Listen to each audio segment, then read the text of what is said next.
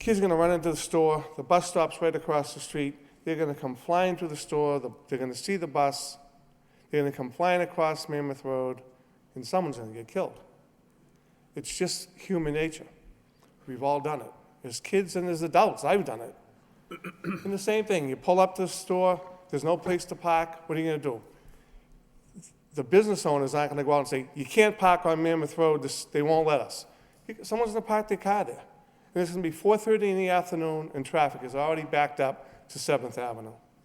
It's just kind of crazy. It's a very crazy intersection, and I fear for the safety for the people in the neighborhood.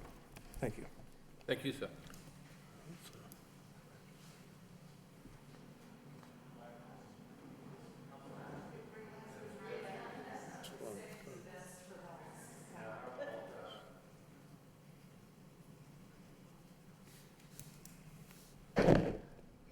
Evening, Scott Mackenzie, M-A-C-K-N-Z-I-E, 60 Lamb Street. I'm in a butter. I'm actually going to start off with something positive. The original plan, we were concerned about where he had placed the dumpster, especially me, since it was right next to my picnic area. He moved it. The original plan didn't have anything to do with residential. He added residential. The original plan had, he was asking for a butters variance of very few feet. I forget what it was, 5.66. He increased it, at least what we originally had recently, about 22 feet.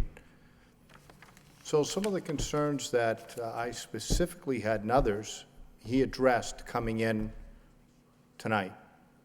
The only problem is I spent weeks with the neighbors going over the plan that was originally submitted. Then he walked in here today, oh, here's the new plan. Nothing ticks me off more to be a resident of this city, to have information available to me that we can go through, just like you guys do. You have it ahead of time. That way you can formulate your questions and concerns. We've sat here for over 4 hours. Here's a new plan. I don't know what to ask. I don't know what to say. The board should grant the continuance without further delay, so we can all sit back again and look over exactly what he is now proposing, so we can then come back in with some solid, concrete questions, not conjecture. That's important. That's why we're here. That's why you are here. It's a complete disservice. I don't know what to say. Aggravated. I wanted to come in and praise him for some of the things that he did, which I did, but it's kind of like false praise, because he goes ahead and does things that we've, concerned about, but then he pulls this. And I don't care what's said about, oh, it's last minute. We just did it. Really? So those plans were just printed up this morning? Really? Nice. Don't believe it. Don't believe it. Same concerns as previous. Traffic study needs to be done, period. Just needs to be done. And if it comes back and says, you know what, for what he's proposing, for what we've seen there, these are our issues, let him address them. I've said before, this is his property, he wants to build on it. I get that. As long as it's within the city's guidelines, the state guidelines, and he meets some of our concerns in the neighborhood. That's realistic. But a traffic study needs to be done. I have yet to see that. We've asked for that time and time again. Where's the traffic study? The other thing, he went from 2-story, and it looked like, from what I was reading, now it's a 3-story. That doesn't fit. I'm going to be looking out my backyard to the back of a mixed-use building now. Right now, there's some beautiful trees, the back of the house that's there now. I can see Mammoth Road, I can see East Meadow. That's not going to happen anymore. So I think, working a little bit further on trying to, put something a little bit more appropriate in there. I've said, the traffic, I mean, correction, the parking spots, I had the same concern when I looked at his old plan, where he has, so many spots allotted. Well, I've met the, the required minimum, and I have 3 extra. Well, if you've got retail space in there, there's going to be people coming in. There's going to be visitors coming in for the apartments. There's going to be people coming into the variety store. There's no way 3 spots is adequate. Just isn't. That's the 3 additional spots. He's covered the 2 for the apartments and 2 for the retail and 3 for the variety, I think. And it leaves 3 additional spots. So there's going to be no business going in there, there's going to be no visitors. That needs to be addressed before we can go further. Did I forget anything? And I praised you, Steve. Keep up the good work in addressing some of these concerns so we can get your project built. That would be nice. Well, Scott, just to comment on one thing. Yes, sir. The only plans that are properly in front of us tonight are not what we just received. As I noted on my plan, I got mine at 9/27, so these don't count. So we're going on the plans. Yeah, that I were just submitted have prior. something old and, So the only thing that's properly in front of us tonight is the old plans that were submitted. it's been changed. Right, so those changes. Okay, don't so do me any good. I think, Don't do me any good. until, so you guys can evaluate Go out and to we the site, can. we look them all over. For us to get them at this time of night, staff hasn't got them. They're not properly in front of us, and that's not what we're considering tonight, the new plans. Awesome. We're going by the old plans. At least that's what I'm concerned of, because that's what our regulations in. So hopefully you'll have a continuance so we can all Either that or review we what. can act on the plans the old plans. Thank you. You're welcome, sir. Anybody else want to speak? Anybody else? Anybody else? I'll get to that one. I want to see if anybody wants to speak first. Okay, anybody else want to speak? Okay. Is there anybody here who hasn't spoke, who's against the project, wants to show by set of hands that has not spoke? Okay. So I have an issue of 4, 5, 6, I get 6, 7 more people who have not spoke. So other people who have already spoke, we have in. So it's the people who haven't spoke yet, who are against it. 1, 2, Okay, 1, 2, 3, 4. All right, thank you. So we have additional 5 other people who are against, 7 in opposition who have not spoken, okay. 8? The ones who haven't spoke, yeah. Okay. Okay, all right. This time, I'm gonna turn over to the planning board staff, or let me start with Judy. You have any further comments, Judy? I mean, as you know and I know, the plans we got tonight, there's nothing we can do with those. They're not valid for the public hearing tonight. Right. I think one of the primary issues is the sidewalk and the layout of the sidewalk and the handicap accessible ramps, the retaining wall, and the existence of the signal head. I've spoken to the engineering department extensively about, again, the 28 square feet that's in dispute.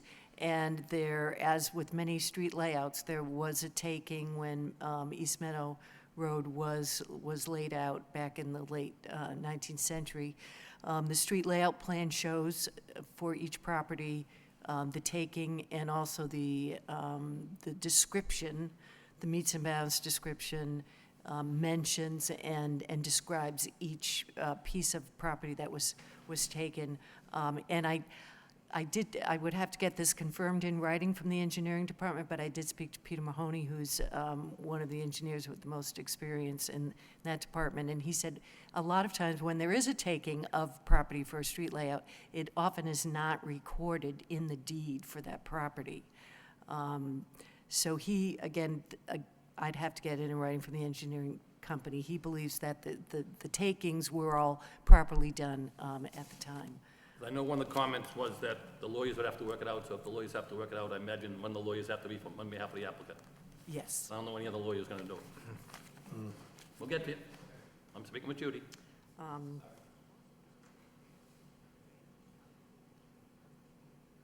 Yeah, and also, I do agree with some of the comments made by the residents, and I've talked to the applicant about this, the fact that there are no elevations, and that the board would Right. require Gotta have elevations to show the design of, I mean, this is a new mixed-use building on a very prominent corner in the neighborhood. The height of the building would be something that should be looked at by the board, the entrance, and also the neighbors would want to see the elevations, and not only the elevations from the street view, but the elevations of any proposed walls or fencing, and there are walls abutting the properties that are proposed, walls and fence that the applicants propose. So all of those elevations would be very important to see. And again, that was part of the comments. And for the site plan requirement, shouldn't we have the architectural plans as well? Absolutely. I mean, Yes. for the special permit, I meant to say, Yes, for the neighborhood character. Yeah, yes, absolutely, yep. Thank you. thing looks like. Yes, Mr. O'Neill, you got a question? They're being worked on, they weren't done, but I'll have them with the architect. I don't know if any of the board members have any questions at this time? I have none. I do. Sure, Mr. Boyle? Thank you, Mr. Chairman. Actually, I have a question for Judy. Judy, when you saw the comment from the city engineer about the Mammoth Road entrance needing to not be used as an entrance, the access needed to come from a parking lot, did you have any concerns from a pedestrian perspective to having the access come off of the parking lot only? Well, I did have the same concern that the traffic engineer noted, that if the access was going to be from the parking lot, there did seem to be a wall that, and there didn't seem to be a noticeable entrance from the parking lot to the building that was noted on the plan. There was that dark line which Yep. denoted either the building or a wall there. So that needed to be further explained, the actual entrance from the parking lot, pedestrian entrance to the building. So, yes, and also the customer access to the building, yes, that's an issue. Yeah, that, I absolutely see where the city engineer is coming from, but when you think about the goals and the purposes of the TMU district, of developing, walkable, pedestrian-oriented neighborhoods, putting in a store where the only access is off of the parking lot and there's not really a pedestrian access, that doesn't strike me as right either. If there can't be an entrance to the store off of Mammoth Road, maybe there should be one off of East Meadow Road, as opposed to off of the parking lot. And that should be the front of the, of that particular, of the retail unit.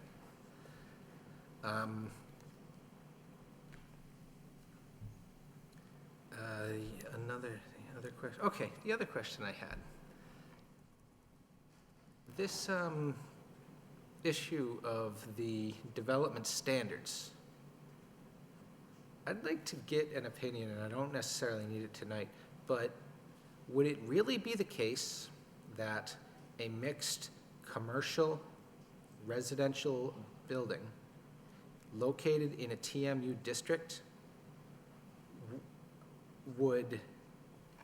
should meet the setbacks consistent with the block of the residential buildings nearby that are in a residential district and not in that TMU district? Is my question clear? Yeah, there's not a specific design requirement. This standard of. In the zoning, there's not a not- specific design requirement. Right, it is not a standard in the zoning. What there is the design guidebook, which is a resource for us to use in the discretionary part of our responsibilities. And it is the case that if somebody was going into a residential district historic, one of our traditional neighborhoods, and there is a consistent setback of those houses along the block, they should, and they're putting in one house in an empty lot in the middle of those houses, that house should be consistent with the setbacks on the block. That's absolutely true. Same thing if we have a commercial district and there's a bunch of commercial buildings, someone's putting one more commercial building, that commercial building should be consistent with what's around it. Now, where we have a lot, which is TMU district, and it abuts residential uses in residential districts next to it, is that mixed commercial building supposed to be set back the same as the single-family home buildings that abutting it? I think we need to take a closer look at that question, because I'm not sure what the design book is actually saying about that situation. But I appreciate Mr. Hamblett raising the question, because it's something we need to look into. Oh, and I had one other question for the applicant. There seems to be an inconsistency on your plan, in one of the notes, and I'm not sure what exactly it is you're proposing in your landscaping. So flipping to the plan, which has the statement, yes, proposed site plan, parking plan, says up in the right corner. There is a note that says, down on the bottom here, next to, on the lot line with Daniel Fournier, 6-foot vinyl fence throughout, replace existing stockade fence, arborvitae trees throughout every 10 feet. And then you look at the actual drawing, and you can see trees every 10 feet along those lot lines, but you're using the symbol of the 12-foot red maple every 10 feet along there. And I'm not exactly sure, are you proposing a row of arborvitae along that lot line, or are you proposing a row of red maples along that lot line? Maybe it would be easier if I showed you. Southerly line, predominantly arborvitae, but mixed trees,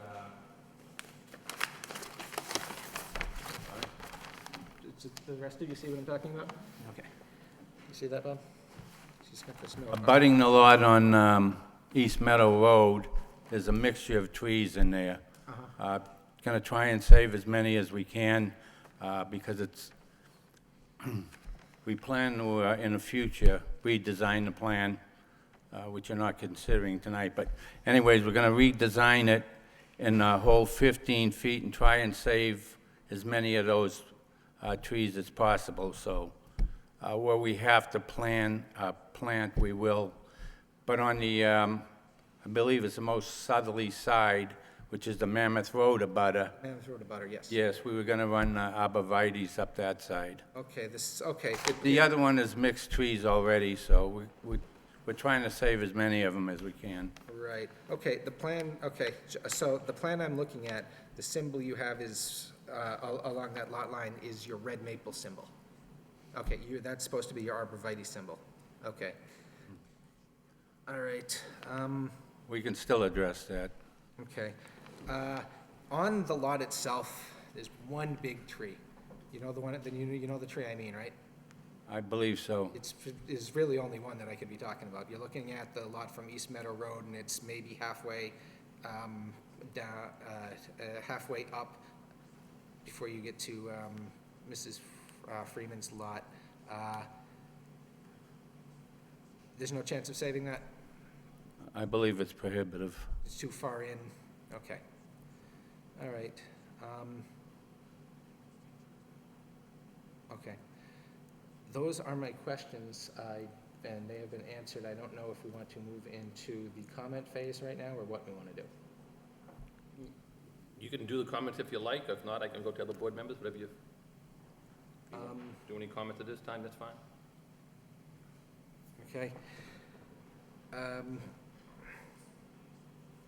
Okay, all right then, my comments here are, first of all, the location of trees.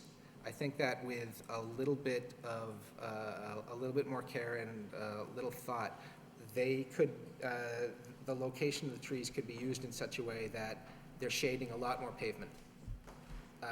move them a little closer to the parking lot, move the red maples that are in the back here, move one of them so that it's out by the street instead of pulled in a lot, and it's, you know, so it's an actual street tree. So, you know, if you've got these other street trees here, it's also generally common when you have a driveway into a parking lot and then the spaces open up, you usually want to have trees, if you can, on both sides of that driveway. Where you've got these retaining walls and you've got your concrete sidewalk, I don't know if you can do that, certainly, you know, but you ought to be able to do one on the other side. So I would like to see, you know, with the location of the trees, keep in mind the value of street trees and of covering the pavement with the shade. My other comment is about the elevation here, using the term to refer not so much to, using the term to refer to both drawings showing the facade of the building as well as height, okay? Where this building, there's already an increase in height from street level to where the bottom of the building would begin. If we're going to do an adequate job looking at elevations and making a judgment call, I want to make sure that the full elevation from street level, showing the rising grade and then showing the building, is included in those elevations. I don't just want the building shown as if it's on a flat piece of land, okay? I want it to look like what it would look like, what somebody standing across Mammoth or across East Meadow Road would see when they look at the building, including the change in grade itself. And I'm pretty skeptical about a 3-story building. I'm pretty skeptical about if they're 1,800 square foot condominium units and there's 4 of them, I'm pretty skeptical about 7,200 square feet of residences on the second and then also on the third, and then probably a pitched roof up above that, how that would look in this neighborhood. And those are my comments.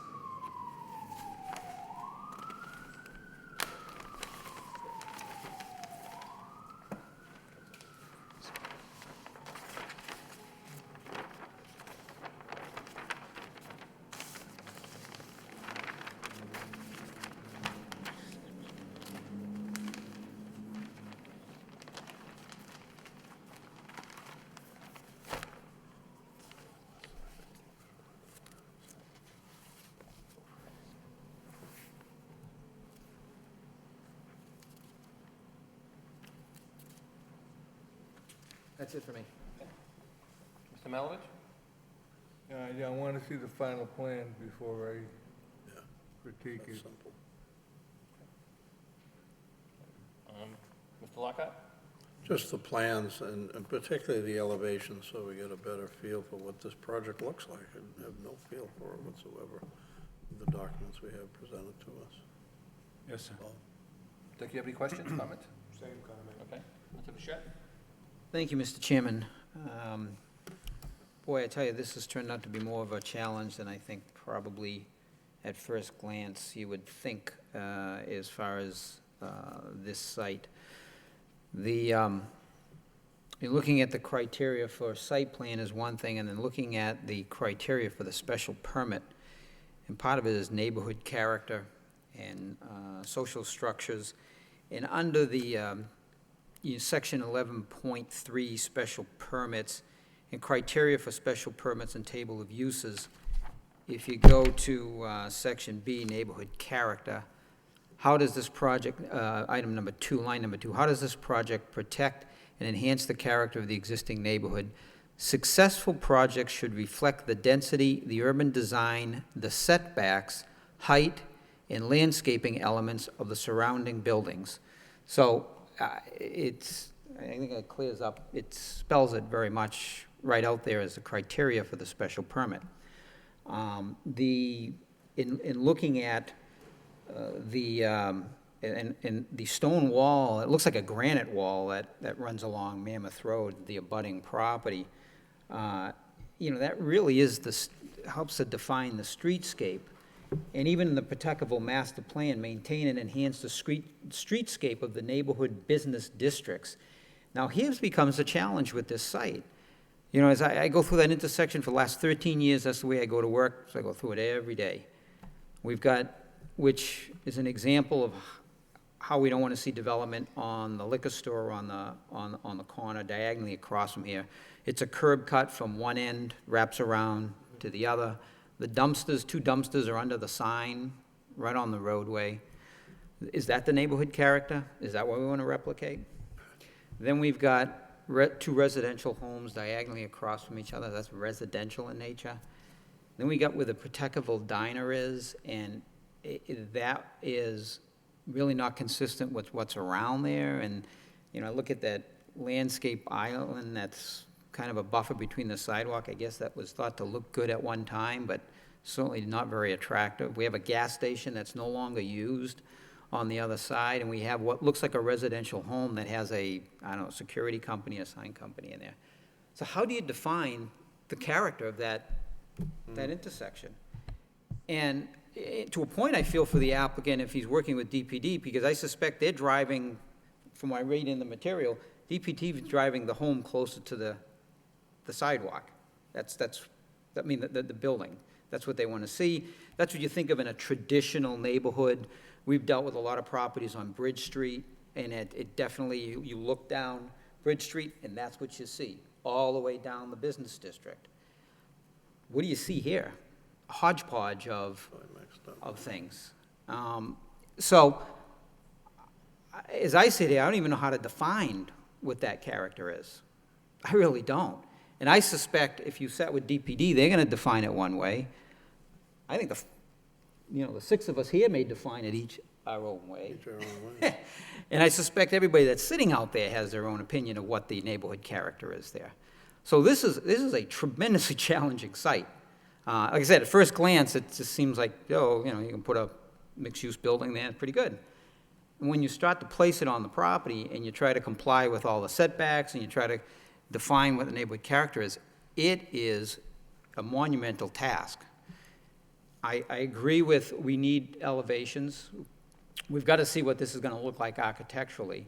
We've got, Mr. Boyle raises a very good point. We've run into this in the past where, you can make a drawing look really good, but it doesn't reflect what the topography of where it sits, and obviously that has an impact. I think obviously the material, the elevations for the material being used for the retaining walls. I have some concern with the back, where it's defined as a stone wall. I mean, I have photos, and it's kind of like stones laid out, and then there's actually like timbers on top of it. That's a retaining wall. The plan I'm looking at shows kind of the stone stone wall going on the abutter's property. So I don't even know how you get that on there. I'd certainly want to see more detail on that.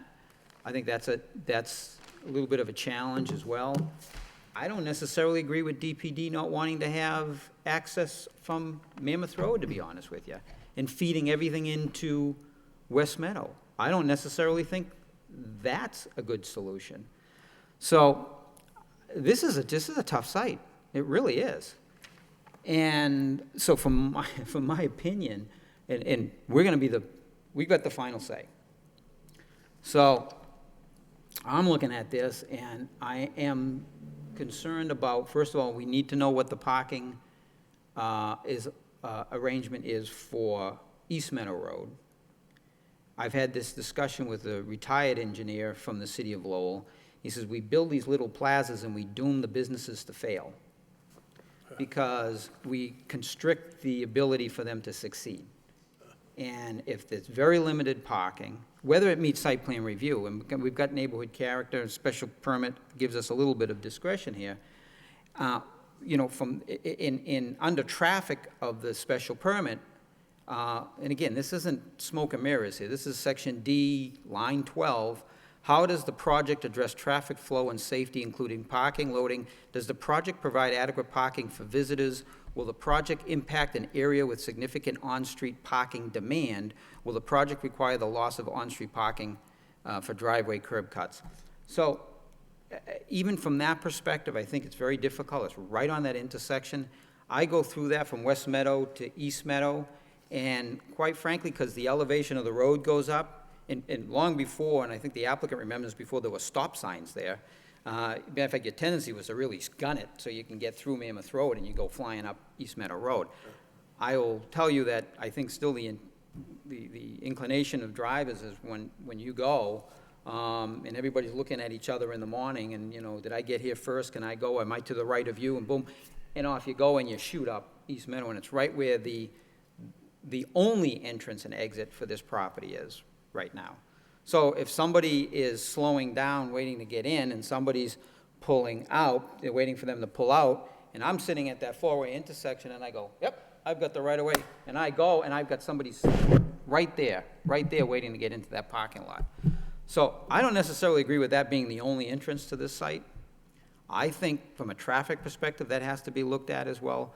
I'm not sure, maybe we need to have somebody beyond our traffic engineer, and nothing meant to be disparaging about him. You need to understand the dynamics of that spot. And there's just a lot going on. So, like I said, at first glance, it seems like this would be pretty, you could come up with something, but when you start to really look at the challenges of the site, I think it really has to be looked at in a much more comprehensive manner. So, those are my thoughts, Mr. Chairman. Thank you. Anybody else have any further comments? I mean, some of the concerns I have is I don't think we got the plans appropriately. I mean, even the plans that we did get, as indicated that were set out by staff, that they weren't signed and dated. Like I said earlier, to get the plans tonight at 9:30, it doesn't do any of us any good. So, as far as I'm concerned, those plans aren't even being considered tonight. You don't expect us to review a project, go out and look at the site, and then come in and give it to us and everybody else the night of the meeting. So, as far as I'm concerned, and to give them to us last meeting, under our regulations, have to be submitted 7 days ahead of time. So I'm not acting on those plans. So a lot of the concerns I have is raised by staff on a lot of the comments. And, plans are not even being signed. I mean, we have to make sure we have the handicap ramps and everything. Determination of who owns the 25 feet on has to be determined by a lawyer. The questions about cutting into the roadway. I'm still not satisfied the way the dumpsters are set up, whether it's gonna be 1, 2, whether they're gonna be screened, whether you can still get into the snow storage area, the way it's set up on, quickly look at the new plan. I mean, the fact that we don't know what the building's gonna even look like, I don't think we can draw an inference that it meets the neighborhood character if we don't know what something's gonna look like. So, due to those negative comments that I have, I can't see where I could vote in favor of this project. So, that's my comments. So, what's the wish of the board? Mr. Chairman, I make a motion that we, for a continuance until our next meeting on August 17th, so that we all have a chance to review the documentation. I'll second that, Mr. Chairman. And, we'd have to have the applicant. Let me ask a question. Is the applicant requesting a continuance? That's what he said. No, I'm talking about the applicant. Oh, So the applicant says no, then we can vote tonight. Right. Well, I please wish to have a continuance and to clarify the plans and to get you an architectural drawing of the building, address some of the, all of the issues that arose tonight, hopefully. In your request for a continuance, sir, would you be willing to stipulate that the clock, he has to sign a waiver. to sign a waiver? Okay. Okay. The question I have is, on a situation like this, when you have a new set of plans the night of the meeting, I wish you told us that as soon as you come in, and then if I knew that you're gonna be asking continuance, I would address that to the public who've been here for 4 hours. So I don't think it's fair to them, I don't think it's fair to us, and that's why we're bound by the plans that are in front of us. So when anybody comes in and tells us they're gonna be a continuance, I always take the matters out of order and get the continuance for the benefit of the public. They shouldn't have to sit here for 4 hours, and all of a sudden take a continuance. I mean, obviously, at this point in time, I think you're asking for continuance because I don't think your plans, I don't think if we approve these plans tonight, that if anybody appealed it, we'd lose. Because, I mean, all the comments that are given out by staff, and to come in and give it to us tonight at the meeting, that's why I'm saying these plans here don't count. Judy tells us she got them today. Just for the record, I wrote down the date and time I received them at 7:27 at tonight's meeting. They're not done ahead of time. Our standard said it had to be submitted within 7 days. I totally get when the department gives you comments and say, okay, I need to show a screen dumpster, you say, okay, it's screened. But now when you start moving the building around, changes the whole set of plans. Changes it all completely. If you said, all right, I need a hydrant on the plan, we put the hydrant on, like Prince did earlier. You know, we said, you wanted us to show us where you have a pedestrian walkway, we showed the pedestrian walkway. Those are fine. When you start changing a building, then that changes the whole plan completely. And, I mean, just the basic that's not signed and stamped says that we cannot accept them, and therefore they're not properly in front of us. So it doesn't even meet the site plan requirement. So, therefore, I strongly recommend if, in the future, that, you know, we don't have to go along with the continuance. You come in after 4 hours and say, these are new plans, we want you to consider them, and now we'll ask for continuance. I mean, if the board wants to go through continuance, that's fine with me. If not, I'm willing to make a motion to deny. It's up to the board members. So, what's the request? Well, if I can put in my 2 cents, I think the ideal situation here would be a request for withdrawal without prejudice, and the applicant can come back in when he's got some questions answered and has a new project to present. My 2 cents. That's how I think the best way to handle this would be. Hold on, we haven't finished yet. Hold on. Go ahead. The only reason why these plans were delivered tonight is because of the comments, because of the light pole. I apologize for that. That took extensive work out in the field. Did not get done, and I didn't have them until today. Had I known that I should have asked for a continuance, I would have. I apologize to the board for wasting your time, but if you grant a continuance, you'll have all the paperwork for the next meeting. What's the request of the board? Well, I made a motion already. Okay, so so do we have a motion on the floor for continuance, Mr. Lockhart? Yes, I'll remake that motion. for Okay, we have continuance. motions made for continuance. I We think have- that's what the neighborhood, Hold on, please. I gotta keep it in order, or we have to start all over again. yeah. The motion's made. Do we have a second on the motion to continue? I'd second that, Mr. Chairman. Motion made in the second. All in favor of the continuance? Aye. Aye. Aye.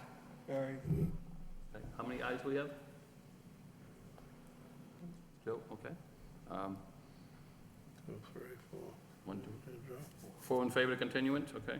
Chair votes no. The motion's allowed to continue. Thank you. Okay, Sorry, Mr. Chairman. thank you. Thank you, board. Thank you.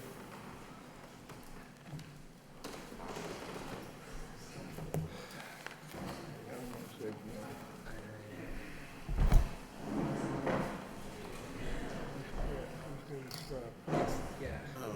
Just rushing to get stuff. No. Traffic's gonna stop. I mean, the word's supposed to.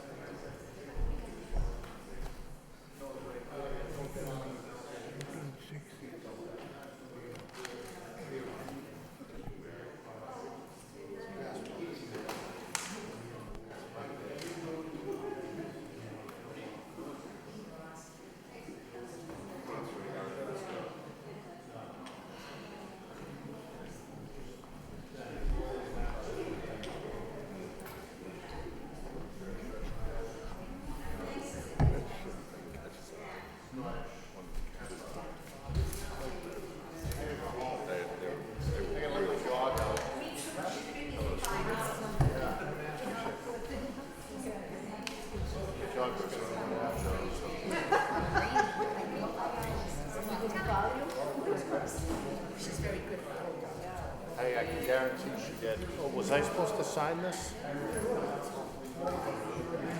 You did good, you didn't cuss. No, I said tech.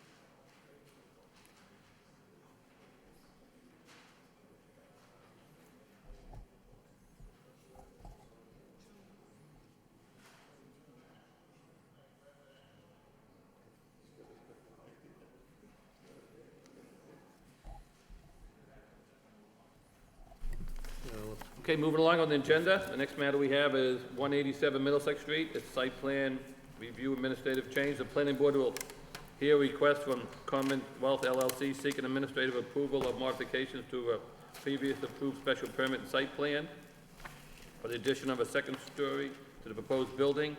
A landscaping plan will also be presented. May we hear the case from the applicant, please? Mr. Chairman, George Theodoro, 133 Market Street, representing the applicant, Commonwealth LLC, the owner of the property at 1857 Middlesex Street, the proposed site of the Collegiate Charter School. This is a request, a modification to the building to include 2 additional unfinished floors for future expansion. The purpose of the school's request is to construct 2 additional unfinished floors. The current plan allows for a 2-story building, which is approved. The 2-story building would require an elevator. We are proposing, instead of building a 2-story building, to build a 4-story building. This would save the school approximately $500,000 in construction costs. As a result of constructing a 4-story building, we would install an elevator for 4 stories and an existing roof.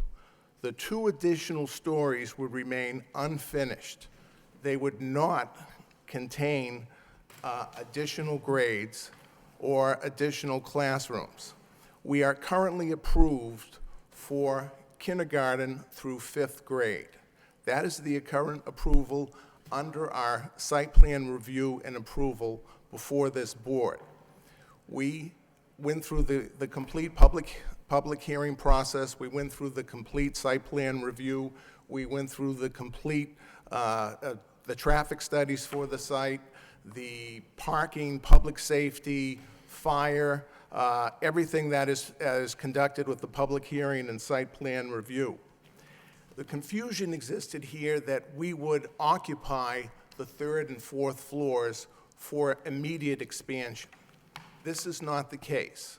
Those 3rd and 4th floors that we propose to add to this building are for cost-saving purposes only, so that we can construct the building, construct 2 additional floors, modify the existing approved plans, and add the 2 floors to save approximately $500,000 for the school. If and when the time comes for the school to add additional classes, being 6th or 7th grades, above the 5th grade that we are approved for, mandated under the current decision of the planning board, we are required to come back to the planning board and have full site approval. This is not what we're asking for here. We're just asking for a modification of our plan, which is analogous to what was done just back in February when this board administratively changed the plan and approved it without having any site plan review. There is nothing here that requires the planning board to go ahead and study parking, study traffic, or study any of the public safety issues. There will be no additional students on this site, no additional students at this school. There will just be the approved classrooms that currently exist, which is kindergarten through 5. Now, I'd have to say right now, you have there in your materials 2 responses to the Department of Planning and Development, that we responded to their comments. We responded to the issues which we feel are relevant to this. I also want to add there is a very positive article in the Lowell Sun on the charter school is in the building mode, that construction has started there on Middlesex Street. The school has struggled on. Right now, kindergarten through 2nd grade has been going on off-site. In September, there are plans to put grades 3 through 5 at the site. By December, they plan to move the kindergarten through 2nd grade at the site. So by December, the full grades of kindergarten through 5 will be at the site, which is approved under the planning board decision. There will be no additional grades beyond the 5th grade unless the applicant comes to the planning board and files for full site plan review. That's part of the decision. It's within the purview of the board to make administrative changes to plans. This has been done in February, so this is nothing that is beyond the authority of the board to do. And we ask that this board make this administrative change so that the school and the developer can work together and construct it. The only thing you're going to see on this plan that's different is 4 stories instead of 2 stories. That's the only thing you're going to see. And that's the change we're asking this board to make at a substantial savings to the school, as I said, of over $500,000. There's no additional students, no additional traffic, nothing that would warrant the site plan review for parking, traffic, lighting, snow removal, public safety. So we ask this board to take a positive action on this, allow the developer to continue to work with DPD in developing the plans and to construct the school. We just provided a rendering over here for you. The site is not going to change. The footprint of the building site is not changing. The parking configuration is not changing. The traffic in the area, the traffic flow through the site is not changing. The only thing that is going to change is we're asking for 2 additional floors, and again, I stress, these will be 2 floors that are unfinished and unoccupied. There's no expansion for additional grades or classrooms until we come to the planning board for site plan review. They are going to be unoccupied. However, as a cost savings measure, it makes sense for us to build 4 stories with an elevator for 4 stories rather than 2 stories where we have a 2-story elevator and we're forced at some point in time to take it out, take the roof off, put another elevator in for 4 stories, and build out the 2 floors. That's an extremely expensive proposition. Now, if in fact we come to the board after this is constructed and we don't get approval, well, that's our cost. That's the cost that we've incurred for that. But at the time, the school is willing to take the risk and ask for the administrative approval so that we can move forward on this.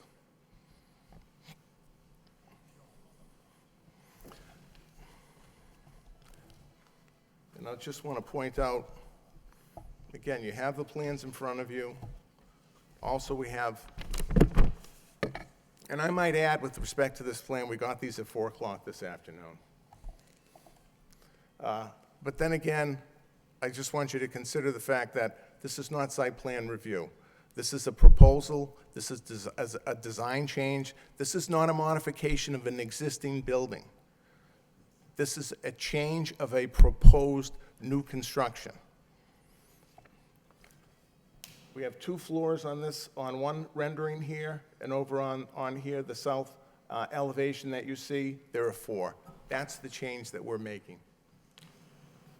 And this change will allow us to save the charter school, which is a public school, $500,000 in construction costs.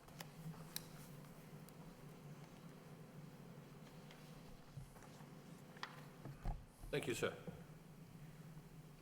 Any of the board members have any questions? I do. Okay. One, that really doesn't have any bearing on what you're asking for, but do you have any idea how long those 2 floors might be vacant and when you might be back in front of us? The 6th grade, for timing purposes, we're slated to move forward by September of 2016. All right, So we would propose at some time later this winter to come back in, or at some point with sufficient period of time to do the complete site plan review, to come in with full site plan review for the 6th grade, again, which the timing of it is September 2016. thank you, that's all. All right, thank you, Mr. Lafayette. Mr. Fischett? Thank you, Mr. Chairman. And I certainly, Attorney Theodoro, can appreciate the cost-saving measures that you're trying to employ here, but What is the total square footage of the 2 floors that you're looking to add? We've estimated in our application at 16,000 square feet. Okay. And this is, you know, it's really a cut and dry type of situation for me. In administrative review, we have to determine if there's a material substantial change to the project that we've previously approved. So you're looking at adding 16,000 square feet.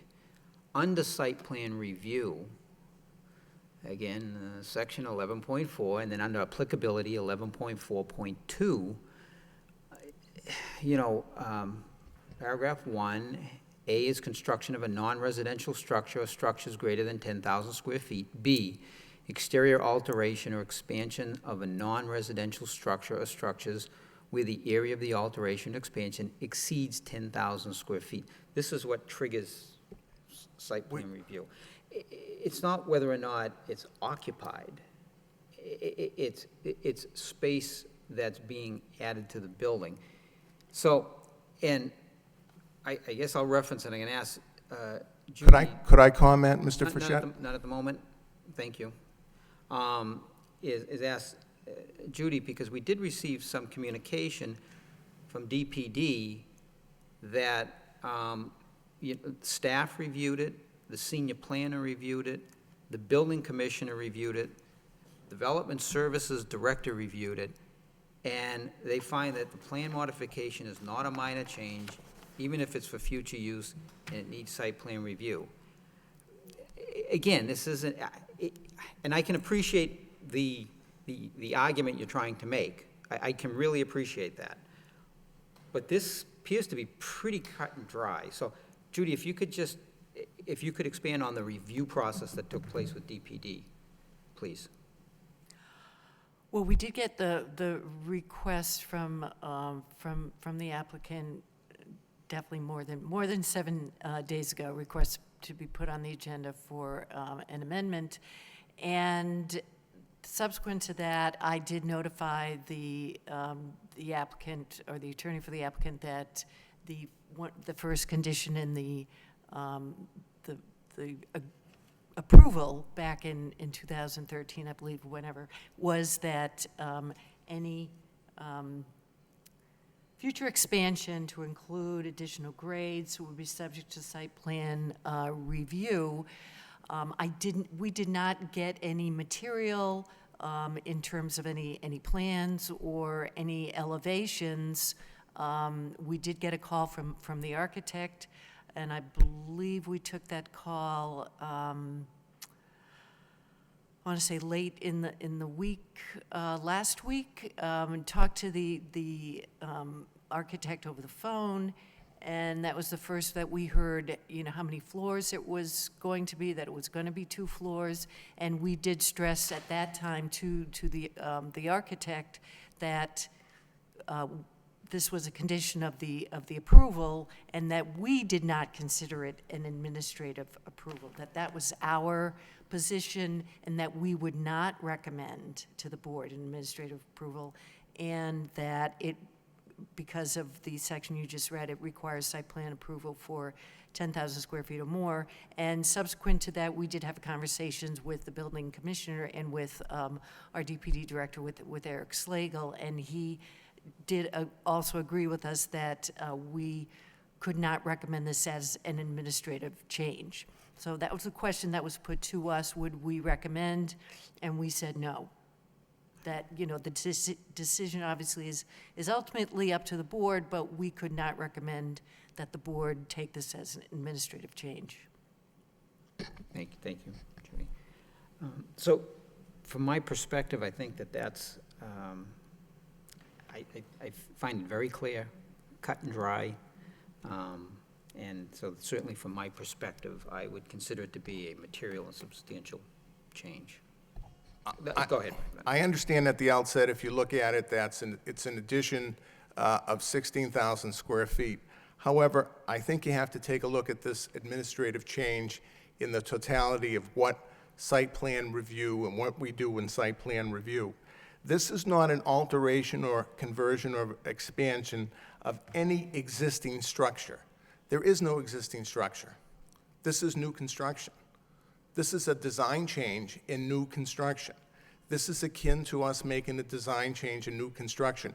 The 10,000 square feet that's used here above, that's in these rules, becomes a red herring. It becomes something that, as you say, you look at it, it's something that you have to use to make your decision. When there is no structure here, when we are proposing a change in new construction, it's akin to a design change by adding these 2 floors. That is our interpretation.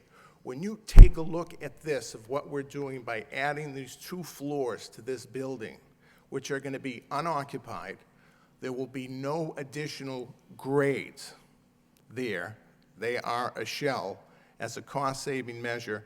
There is no impact to this site. So practically speaking, there's not going to be any more traffic, any more employees. There will be no additional students. We are complying with the mandates of the planning board decision by not expanding the school. By expanding the school, we're not interpreting as a physical expansion, but the expansion of additional grades, and that is not happening here. So I believe, Mr. Frechette, there's a distinction. While it's easy to draw this section right here and say something over 10,000 feet, there's no structure, there's no addition, there's no building that exists. It's new construction. It's a design change in the new construction. And I think that, that's an important distinction to derive from the rules here to allow this to go forward, to allow this school to save $500,000. Attorney Theodori, I know the flip side to this is that if for some reason, and I don't know how the rest of the board feels, but you build the 2 stories, then you come before us for site plan review for something that's already built, by the way, just adding the students, I guess, to it. And then we have traffic impact, because, again, in our approval of all of this, and we had been given the traffic study, 200-something pages that afternoon, and we, took a look at it, and we had peer review. And at peak hours, that intersection failed. I mean, it did.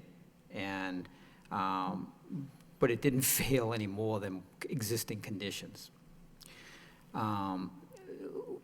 Let's say that we have issues with the site plan, with the additional traffic on site and the impact to the area. I can certainly hear your argument from the other side, okay?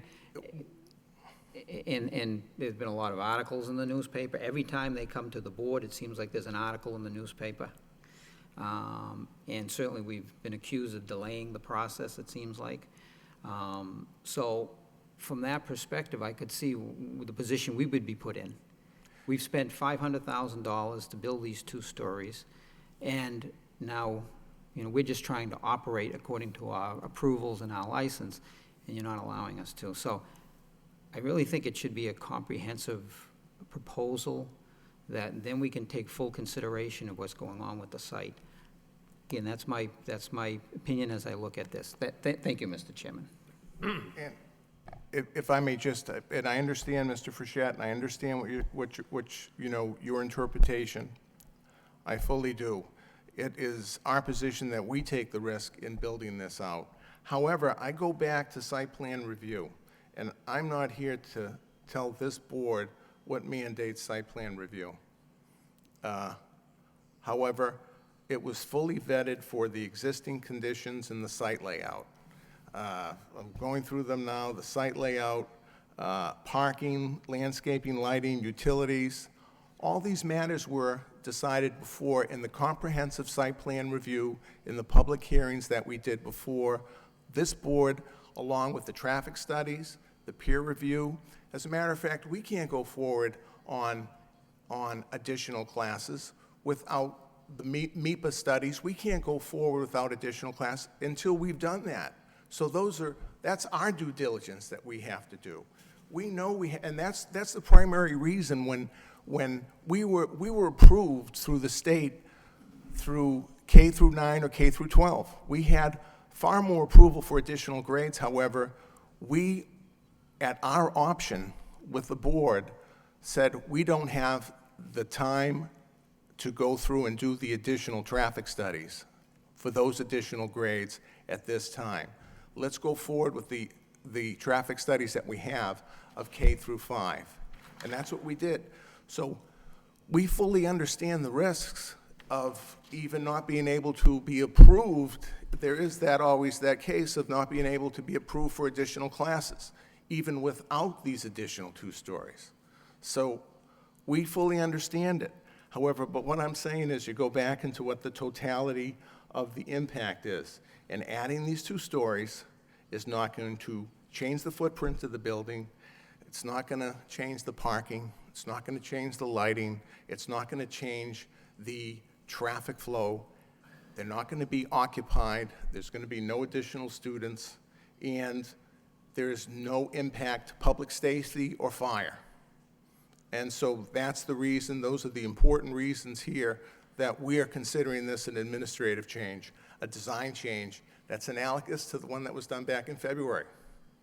And I know it's difficult for us as well, because we know we have to come back to the board with everything in order and all our traffic studies for the approval for the additional grades, which there are no guarantee for.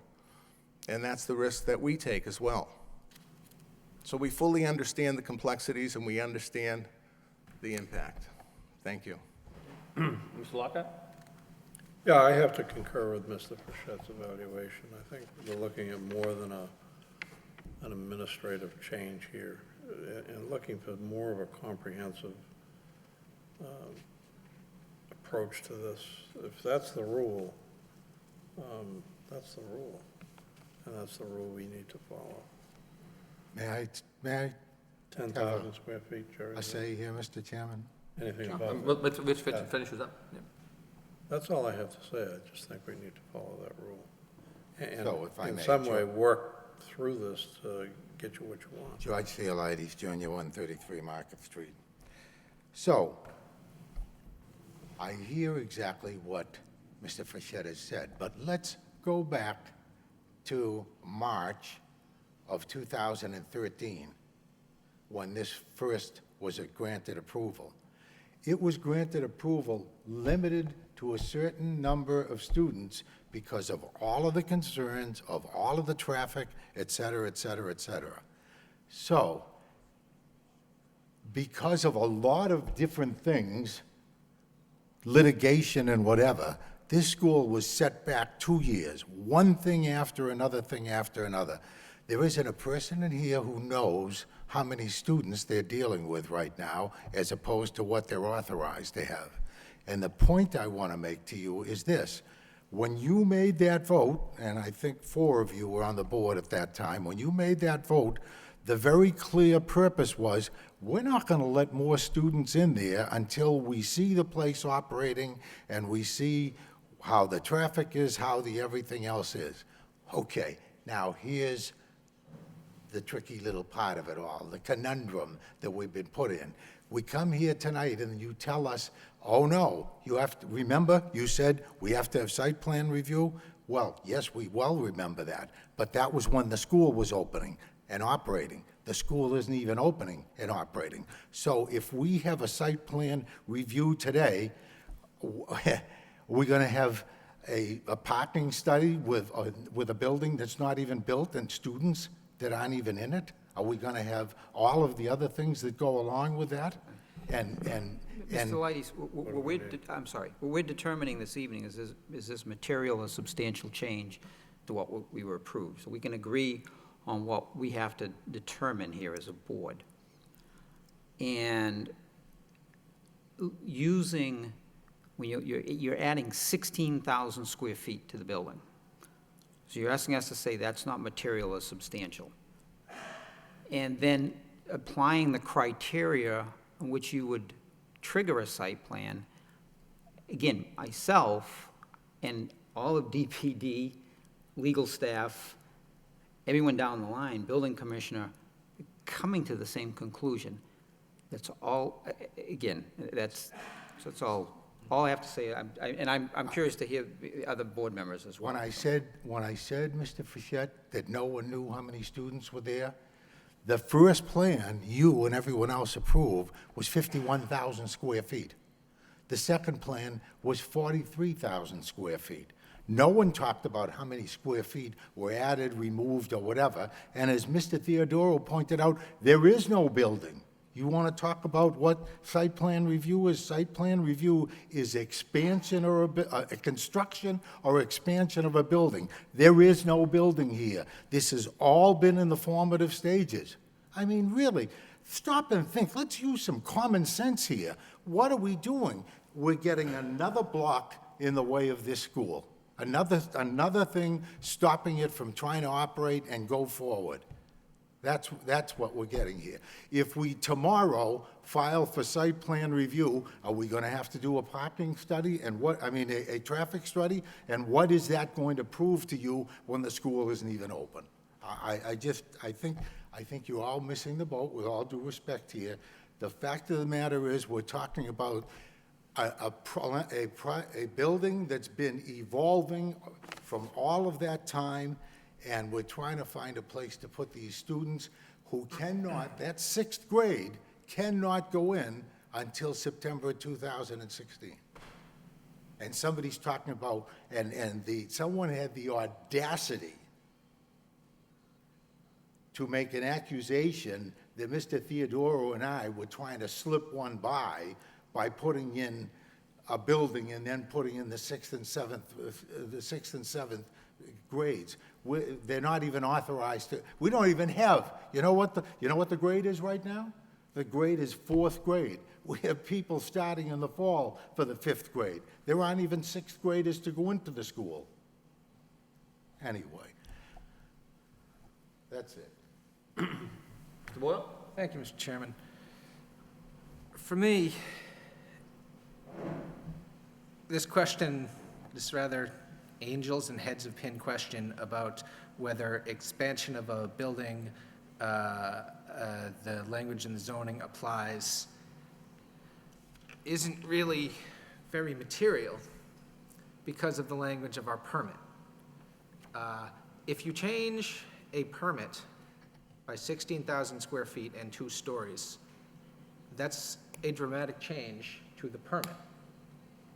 Okay? We don't even need to lean on the language in the zoning. George raised the question, are you going to do a traffic permit, a new traffic study, and everything based on there being 2 empty stories? No, we would not. What we would do is do a new traffic study based on what those stories would look like when they're full. This is a yes/no question about this expansion. There's no such thing as, we're going to put down the floor, but we're not going to put in the carpet. We're going to put in the carpet, but we're not going to screw in the light bulbs. No, this is a yes/no question. The applicant's here proposing to get his building a little bit pregnant. There's no such thing as a little bit pregnant. You're going to be creating realities on the ground, which will be of consequence in the next round of review. Okay? You're proposing to alter the building. That changes in altering the building will be of consequence. They are material changes. Material in the concrete sense, material by every definition of the word. Material in the concrete sense, there's a whole lot of material that's going to be added to this building. Material in the sense of importance and significance. This is a major important change. 2 more stories on this building for the purposes of bringing in more students would be a big material change. And even if you're not bringing in the students right now, altering this building for this purpose is altering this building for this purpose. And I think you know that. And I think that's why the language changed halfway through from the fine points of the law to whether we're throwing roadblocks up in front of your proposal. Speaking of roadblocks in front of the proposal and timelines and whatnot, in the materials submitted for this application, there is some language about, oh no, we're not seeking to permit those additional students and those additional classrooms now. No, we'll be coming in some time in calendar year 2016 in order to permit something you want to open in September of calendar year 2016. The last time that happened, and you came in with a proposal before this board to permit something you wanted to open in that fall, as we attempted to do our review, we kept hearing about how many roadblocks we were throwing up because it was taking too long because we were doing our review. We don't throw up roadblocks, we do a responsible review of the project. I'm gonna stop talking. Bob, any questions? I have to agree with the DPD and some of my co-board members that, you know, a duck is a duck is a duck. If it quacks like a duck, it's a duck. And the requirements for our decision-making, it seems pretty clear. We're adding 16,000 feet to a building. Whether it's occupied or not doesn't matter. That's my opinion. Dick, any questions, comments? No? Judy, any follow-up, anything you want to say as we go to conversation? Okay. So what's the request of the board? Mr. Chairman, I make a motion that we find that this proposal represents a substantial and material change to the project. Second that, Mr. Chairman.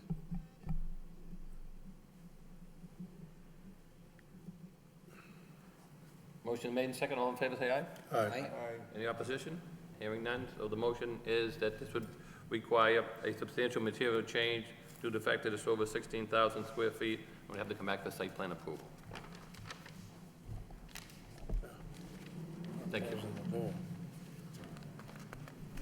we gonna talk about the landscaping? Are we still doing the landscaping? They withdrew that, okay. You requesting that landscaping thing be on for the next meeting? Yeah. Okay, That's gonna be done through the architect. okay, gotcha. All right, thank you, George.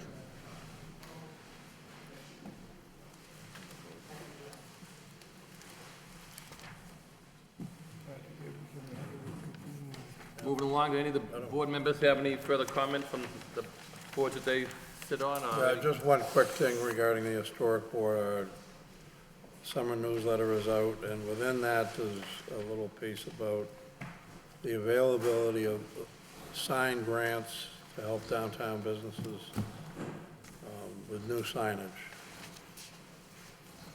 Thank you. Anybody else have a follow-up? an active program now. Just one follow-up, Mr. Chairman, from the NEMCOG, latest NEMCOG meeting, which was last week, because I know it's an intersection that we've discussed, the intersection of VFW Highway and Bridge Street, and we approved the CVS that was there, and understanding there was going to be a reconfiguration. Well, I guess the construction and reconfiguration of that intersection is going to start probably within a week now, because last week it was 2 weeks. So within a week and a half, you're going to start to see some construction out at that intersection, and hopefully, I'm going to actually try to get some more details, because I suspect I'm going to get some phone calls when people start to see some work. But I think that's positive. Are design plans up on the NEMCOG website? They're not, and I've asked Justin Howard to get me a copy of the design plans, so we can get them out there. But That's something I yeah, have a high interest in. yeah, so thought I'd pass that on. Anybody else have any further comments? If- Have had people, at least one person come to the office asking about the design.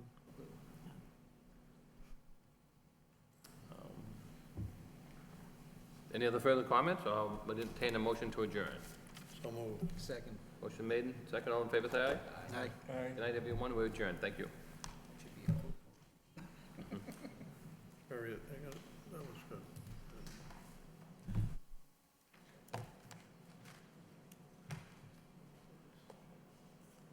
Judge is gonna call me tomorrow and say, what the hell are you doing? Judge and I go way back. Oh, yeah. Oh, yeah, you two were both on the original historic board, right? Yeah.